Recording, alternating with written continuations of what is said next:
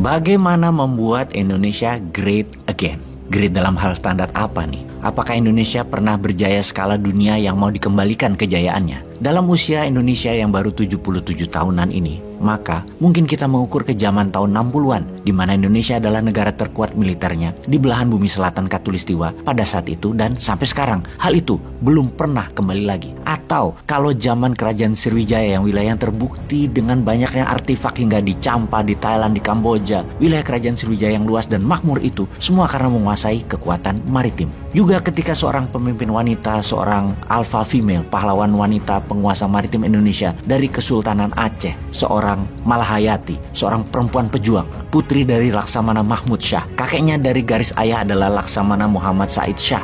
Malahayati adalah cicit dari Sultan Ibrahim Ali Mughayat Shah sekitar tahun 1513 sampai 1530 yang merupakan pendiri kerajaan Aceh Darussalam. Malahayati memegang jabatan Kepala Barisan Pengawal Istana Panglima Rahasia dan Panglima Protokol Pemerintahan dari Sultan Saidil Mukamil Alauddin di Ayat Shah IV. Kepahlawanan Malahayati yang memimpin 200 pasukan Inong Bale atau janda pahlawan yang telah syahid berperang melawan kapal-kapal dan benteng-benteng Belanda pada tanggal 11 September 1599 berhasil membunuh Cornelis de Houtman dalam pertempuran duel 1 lawan 1 di geladak kapal. Dia mendapat gelar Laksamana untuk keberaniannya ini, sehingga ia di kemudian hari lebih dikenal dengan nama Laksamana Malahayati. Kepahlawanan dan penguasaan maritim di masa lalu membuat kemakmuran bagi Aceh. Cerita Raja Laut dan nenek moyangku seorang pelaut adalah nyata bagi Indonesia. Menguasai laut adalah menguasai ekonomi dan itu terbukti hingga saat ini. Oke, kita kembali ke pertanyaan di awal, bagaimana membuat Indonesia great again? Adalah kita kembali besar makmur seperti zaman Sriwijaya, seperti zaman Aceh Darussalam,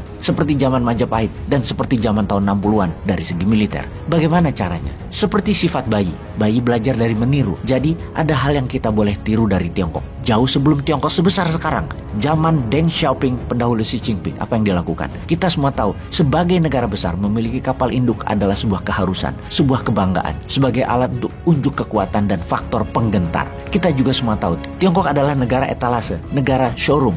Maka bagaimana caranya Tiongkok bisa memiliki kapal induk dengan cepat sementara Tiongkok belum punya keterampilan membuat kapal induk? Lalu apa yang dilakukan Tiongkok itu sangat pintar dan patut kita tiru. Tiru strateginya ya, bukan tiru maunya Tiongkok loh ya. Kita lihat apa yang Tiongkok lakukan. Ada peluang di awal tahun 90-an di mana Ukraina waktu itu memiliki kapal induk yang terbengkalai rongsok walau masih bisa ngapung.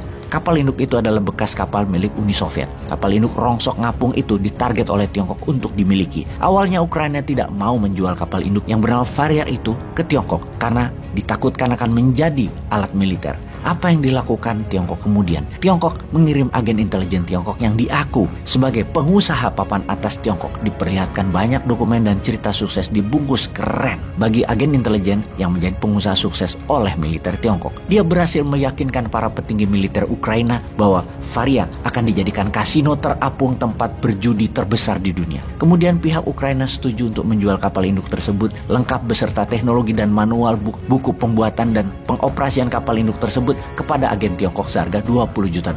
Kemudian Varyar mulai diperbaiki dan dijadikan kembali jati diri aslinya sebagai freight carrier, kapal induk pengangkut pesawat dan pasukan yang di kemudian hari dinamakan Liaoning. Jadi bagaimana Indonesia juga bisa melakukan seperti Tiongkok lakukan supaya Indonesia great again? Atau ada lagi nih cara Tiongkok memiliki pesawat siluman bomber B-2 Spirit. Kita semua tahu pesawat pembom B-2 Spirit ini adalah pesawat siluman yang tak terbaca radar dan selama 30 tahun lebih tidak ada satupun yang bisa tahu bagaimana mengalahkannya dan bagaimana menirunya. Lalu bagaimana sekarang Tiongkok memiliki pesawat sejenis itu? Yang dilakukan oleh Tiongkok adalah membeli dari ahlinya. Sama strateginya ketika membeli kapal induk Varyar. Bukan hanya membayar $20 juta, tetapi hampir 2 kali lipat dibayarkan oleh pihak Tiongkok ke pejabat petinggi Ukraina sebagai uang pelicin. Demikian juga dalam mencuri data B-2 Spirit ini, Tiongkok membayar seorang perancang ahli yang bernama Nosir Guadia. Dia disogok cuan besar. Guadia adalah warga Amerika keturunan India, salah satu perancang pesawat pembom B-2 Spirit. Guadia